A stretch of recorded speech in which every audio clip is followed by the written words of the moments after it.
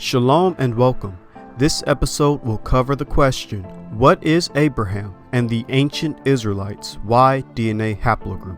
We will specifically speak from the perspective of the paternal descendants of Abraham, because I'm aware that other lineages and haplogroups could have been among the Israelites, but for this video, our main goal is to look for the direct bloodline lineage of Abraham and his descendants. What will be their haplogroup? With that being said, what is a Y DNA haplogroup? A Y chromosome is passed down from father to son. According to livingdna.com, titled What Are Haplogroups? It reads, the paternal haplogroup relates to your Y chromosome. And since that is a sex determining chromosome for men, it is passed down from father to son. This is the perfect tool to use when trying to determine paternal lineages. Therefore, if we're looking for the Y DNA of Abraham and his descendants, we have to use haplogroups. Abraham's Y chromosome would have been passed down to his son Isaac, to his grandson Jacob, whose name was changed to Israel, and then the Israelites themselves, who paternally descend from Abraham and will carry his Y DNA haplogroup. With that being said, let's look at the first and one of the best candidates, in my opinion, for Abraham and the Israelites' Y DNA haplogroup. One candidate for Abraham and the Israelites is E-M34. One method we can use to determine the haplogroup of Abraham and therefore the Israelites is by looking at the origin of the subclade and the location for the origin of Semites. One subclade of haplogroup E that Abraham could have been is a downstream of E-M34. E-M34 is a downstream of E-M123 and E-Z830, which the Natufians carried.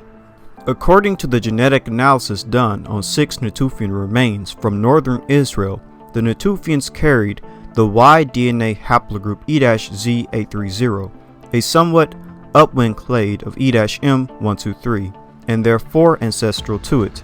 The Natufians were one of the first settled peoples in the world and may have contributed to the domestication of certain crops and thus the advent of agriculture.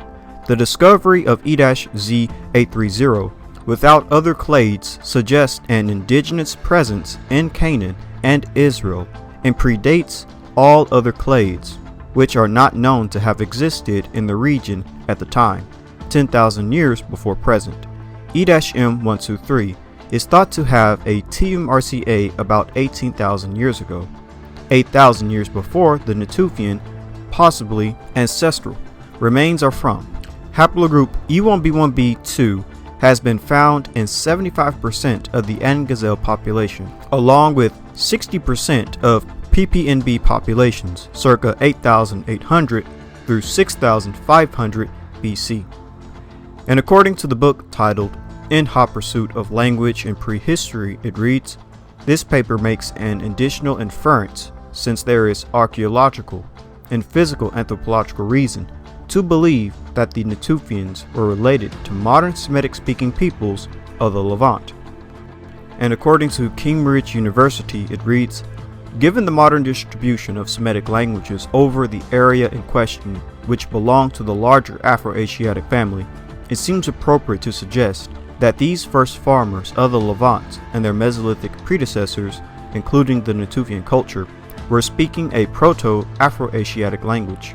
It may be that Proto-Semitic continued to develop within the Levant and Syria area, since both Ebalites and Akkadian, early Semitic languages, are there attested early, the former around 2400 BC. Furthermore, M34 has its origin in the Levant being the origin and homeland of Proto-Semites. According to the webpage Eupedia titled Haplogroup E1B1B, it reads origin and history, E-M123 originated some 19,000 years ago during the last Ice Age. Its place of origin is uncertain, but it was probably in the Red Sea region, somewhere between the southern Levant and Ethiopia. Its main subclade E-M34 most probably emerged in the Levant about 15,000 years ago. Soon afterwards, M34 split into two branches, M84 and Z841, which were probably found in the Fertile Crescent during the Neolithic period. According to the paper titled Bayesian Phylogenetic Analysis of Semitic Languages Identifies an Early Bronze Age Origin of Semitic in the Near East, it reads, "We estimate that Semitic had an early Bronze Age origin approximately 5,750 years before present in the Levant, followed by an expansion of Akkadian into Mesopotamia." So as we can see, we have an expansion of Semites from the Levant going into Mesopotamia. But we also see that E markers were heavily abundant in the Levant in the period where Semites were. It's highly likely that these E markers are the Semites and that Semitic populations carried haplogroup E into Mesopotamia. According to the webpage EUpedia titled E1B1B, it reads, E-M34 lineages experience a much more dramatic expansion during the Chalcolithic Copper Age period. Also, downstream of CTS 1096 and Y14891 and Z21018 clades are typically found among people of Jewish ancestry, while PF6391 and Z21421 are found in the Levant, the Syria, Lebanon, Palestine, Jordan, and the Arabian Peninsula. F1382 appears to have expanded during the Iron Age from the Levant to the Arabian Peninsula, where it is almost exclusively found today.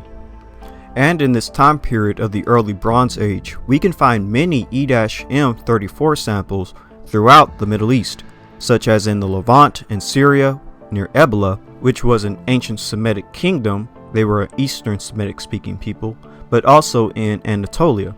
Could Abraham also be one of these Semitic populations with E-M34? This is actually a high probability. According to the paper titled Haplogroups M34 and M84 among Jews, could Abraham be E1B1B1C1 or E1B1B1C1A?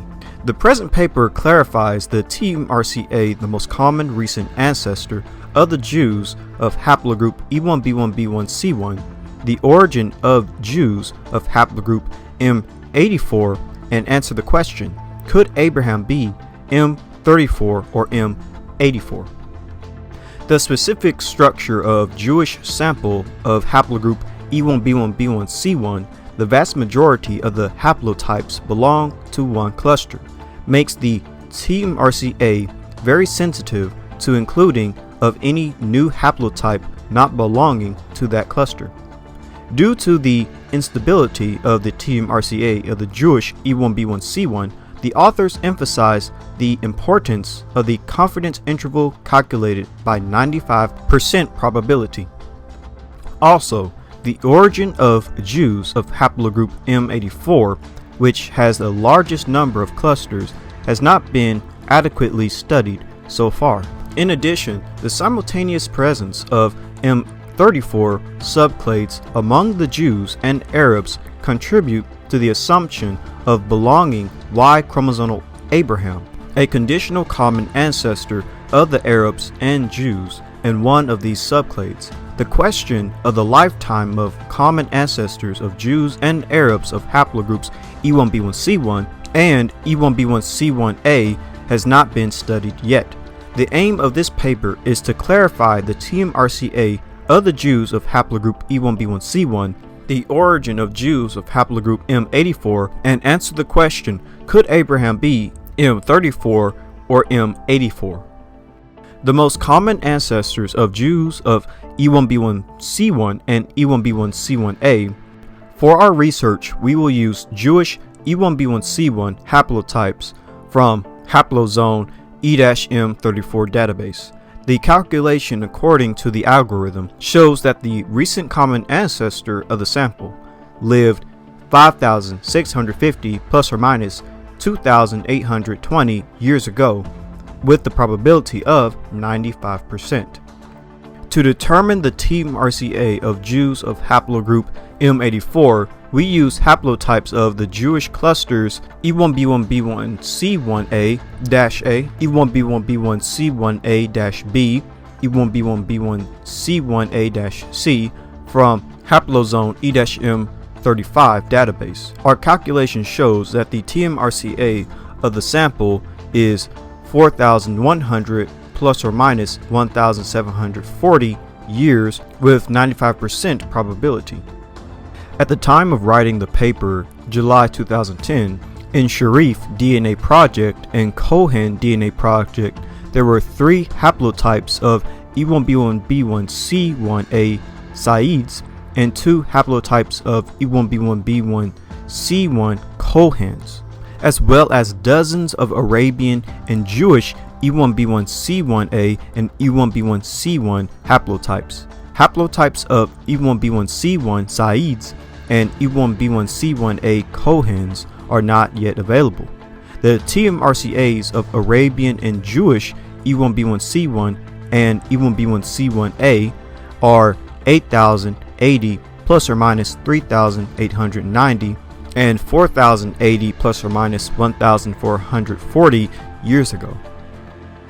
Consequently, the Jewish and Arabian lines of E1b1c1 divided one from the other several thousands of years before biblical Abraham. On the other hand, the common ancestor of the Jewish and Arabian E1b1c1a lived in the same historical era as the biblical Abraham. The result demonstrates the close affinity of Jewish and Arabian E1b1c1a. The TMRCA of E1b1c1a Saids is 4,080 plus or minus 1,560 years ago. That more than thousands of years over the era of Ali and excludes their Said origin. Conclusions. 1. Subclades E1b1c1 and E1b1c1a were included in Jewish community during the conquest of Canaan. With 95% probability, the TMRCA of Jewish E1b1c1 and E1b1c1a are 5,650 plus or minus 2,820 and 4,100 plus or minus 1,740 years. 2.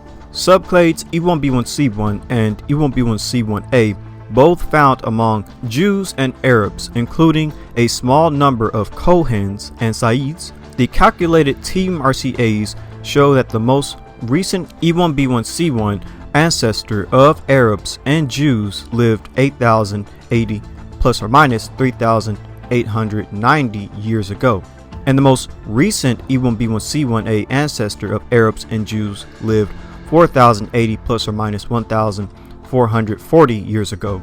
The most recent common ancestor of E1b1c1a Said lived 4,080 plus or minus 1,560 years ago. The most recent common ancestor of E1b1c1 Cohens lived 440 plus or minus 410 years ago. 3.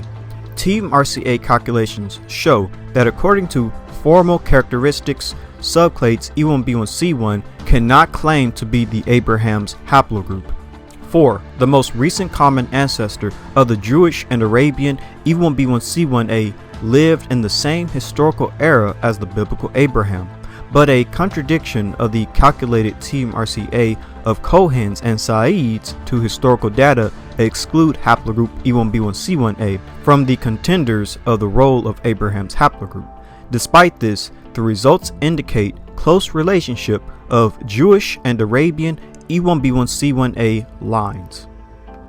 By the way, when it mentioned Saids having E-M34 and E-M84 that's related to the Jews, a Said is a honorific title denoting people accepted as descendants of the Islamic prophet Abraham through his grandson Hassan ibn Ali and Hassan ibn Ali, sons of Abraham's daughter Fatima and his cousin and son-in-law Ali.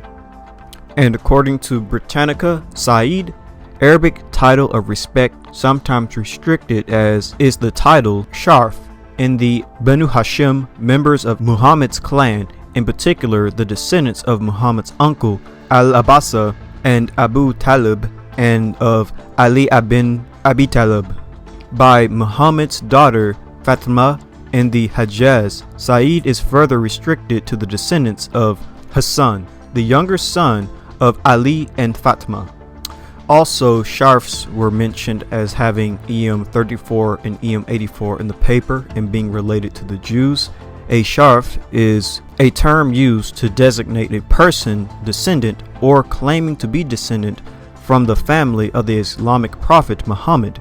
In the broader sense, it refers to any descendant of Abraham's great-grandfather Hasim, the Benu Hasim or Hasimites, already in Muhammad's day an established clan within the Meccan tribe of the Quraysh, including all descendants of Muhammad's paternal uncles Abu Talib and Al-Abbasa. More often, it refers to a descendant of Ali, a son of Abu Talib, and a paternal cousin of Muhammad, especially not exclusively through Ali's marriage with Muhammad's daughter Fatima. In its narrowest sense, it refers only to someone who descends from Ali and Fatima's eldest son and Muhammad's grandson Hassan.